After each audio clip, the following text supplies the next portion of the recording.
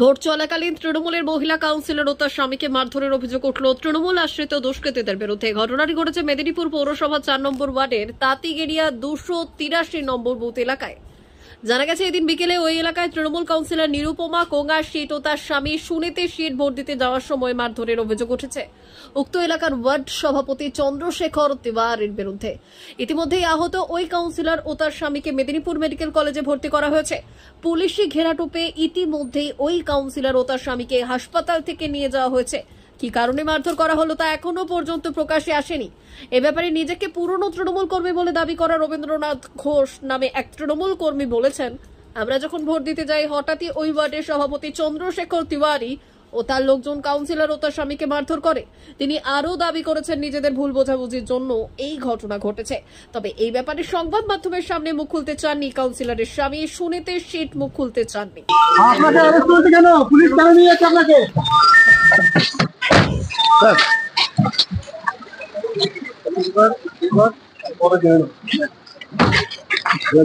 আপনাকে কেন নিয়ে যাচ্ছে পুলিশ?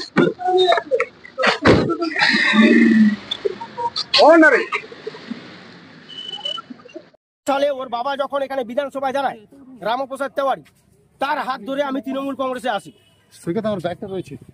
ওর বাবা আমাকে খুব শ্রদ্ধা করে, সম্মান করে এবং রাজনীতি শিখায়, এবং আমি ওই রাজনীতি করি। আজ পর্যন্ত কোনোদিনও পার্টিতে খাটিনি, এরকম কোনো দিন নেই। আজকে প্রথম এই ভোটে আমি থাকতে পারিনি ওর ছেলের আন্ডারে। এবং আমি যখন ভোট দিতে যাই, মারধর করেছে আজকে মারধর করেছে চন্দ্রশেখর তেওয়ারির লোকজন। উনি সভাপতি ওয়ার্ডে, মারধর খেয়েছে কাউন্সিলর। নিজেদের মধ্যে একটা গন্ডগোল, মিস আন্ডারস্ট্যান্ডিং হয়েছে। না, সেটা কি জন্য হয়েছে আমি জানি না। মানে এরকম প্রকাশ্যে রাস্তাতে চড় ধরা, না দোষ কার হয়েছে, দোষ কার নেই আমি জানি না। আমি সবাইকে সামলাতে ব্যস্ত ছিলাম। কাউন্সিলর নাম হচ্ছে নিরুপমা কুমার সিং। আমি ওই এলাকার টোটাল কর্মী। হ্যাঁ, স্বামীকে মারধর করা হয়েছে এবং স্বামী কি পজিশনে আছে সেটাও আমি এখন জানি না। স্বামীর নাম হচ্ছে সুনীতি কুমার সিং। বলছি এইভাবে রাস্তাতে ফেলে মারধর করা হয়েছে? রাস্তায় ফেলে মারধর করা হয়েছে। কেন, কিসের জন্য মারলো? সেটা কি জন্য মেরেছে আমি সেটা বলতে পারবো না। যারা মেরেছে কারা? মেরেছে কারা? তৃণমূলেরই। হ্যাঁ, তৃণমূলের। আপনি কোন দল করেন? আমি তৃণমূল কংগ্রেসের। আমি কি বললাম আপনাকে, সব থেকে পুরনো যদি কেউ কর্মী হয়ে থাকে সেটা হচ্ছে একমাত্র আমি। আপনার নাম? তো রবীন্দ্রনাথ ঘোষ। এই যে পুলিশ তো আপনাদেরই তো কাউন্সিলর আর তার হাজবেন্ডকে নিয়ে গেছে, কি বলবেন? না, সেটা নিয়ে আমার কিছু বলার নেই। প্রশাসন কি করবে সে প্রশাসনের ব্যাপার। আপনার নামটা? রবীন্দ্রনাথ ঘোষ। সেটা হচ্ছে আমি তো ঘুরছি, বুথের পর বুথ ঘুরছি, খোঁজ নিয়ে দেখি কি বিষয় বৃত্তান্ত। কি বিষয় বৃত্তান্ত না জেনে তার বলতে পারবো না। খোঁজ নিচ্ছি কি বিষয় হয়েছে না হয়েছে, খোঁজ নিয়ে বলবো। এখন তো বুথগুলো রাউন্ড দিচ্ছি, ওয়ার্ডগুলো রাউন্ড দিচ্ছি। কারণ একটাই, সেটা হচ্ছে যে শহরে মানুষের মধ্যে একটা ওভার কনফিডেন্স যে সুজয় জিতে যাবে, পরে দিলেও চলবে, এবারে না দিলেও চলবে, আবার যখন হবে তখন দেখা যাবে।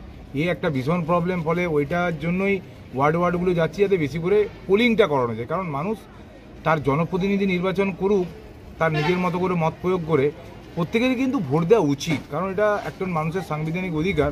সবাইকে নেমে এসে ভোট করানো উচিত। কিন্তু মানুষের এই প্রথম থেকে একটা কনফিডেন্স, সুজয় জিতে যাবে আর না বেরোলে চলবে, পাশের বাড়ির লোক তো দিতে যাচ্ছে আমার না গেলে চলবে, এতে একটা আমার সমস্যা বেড়ে গেছে। তৃণমূলের কাউন্সিলর তোলাবাজ।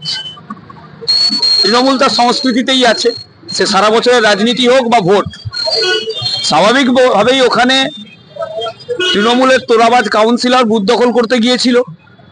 তারই দলের কর্মীরা, যাদের বোধোদয় হচ্ছে আরজিকর ঘটনায়, জয়নগরের ঘটনায়, সেই তৃণমূলের কর্মীরা যারা তৃণমূলের বিরুদ্ধেই ভোট দিচ্ছে, তারা খেলিয়ে দিয়েছে। সোজা হিসাব, তোলাবাজ কাউন্সিলরকে খেলিয়েছে।